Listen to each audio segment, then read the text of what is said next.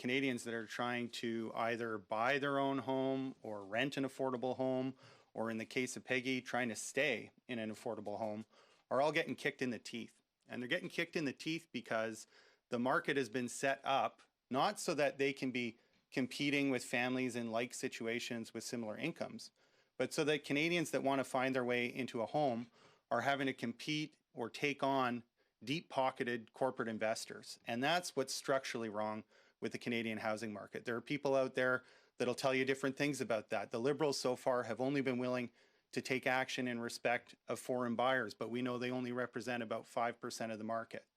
Conservatives will tell you it's government spending, it's the Bank of Canada, it's anything that they can say that will cause people to look away from the real problem, which is giant corporate profits that have been made by turning what should be a market that's about people getting their family home into an asset class to make money on. And that's not something that's happened simply by accident. That's something, if you look at the history of real estate investment trusts, what you'll see is they started taking off in 1996, which, as it happens, was right after the Liberals canceled the National Housing Strategy. And they've been gaining steam since then.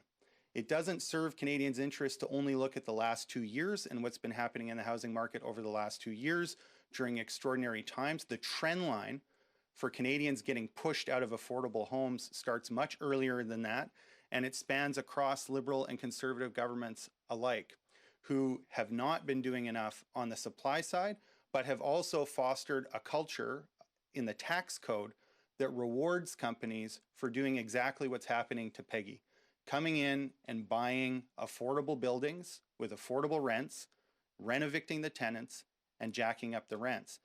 They've done that through the tax code because if you're part of a real estate investment trust, you don't have to pay any corporate tax on your profits. As long as you're paying out the money that comes in to individual investors, they just pay tax as individuals, whereas normally a company would first pay corporate income tax on its profits and then pay its dividends out of what remains.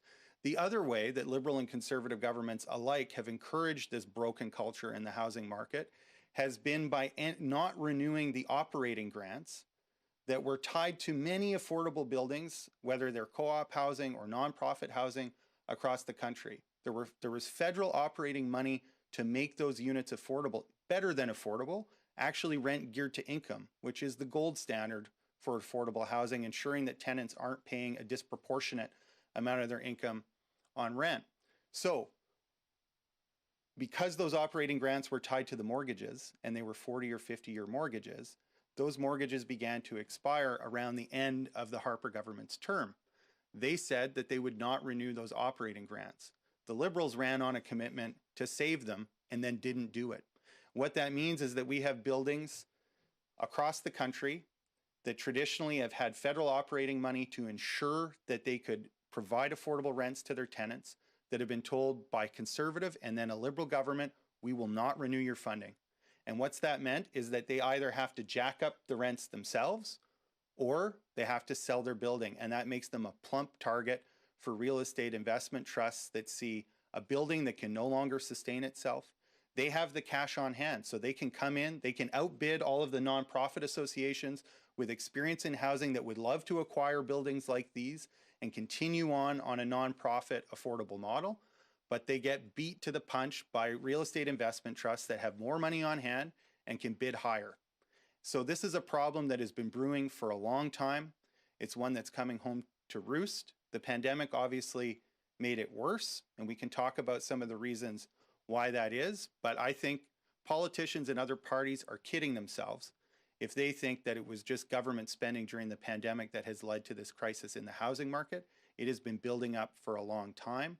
It is now acute, and we need to do something to cool off the market and save what we can of these affordable units. We're being told by experts that for every 1 unit of affordable housing that we build in Canada today, we're losing 15. That's not sustainable.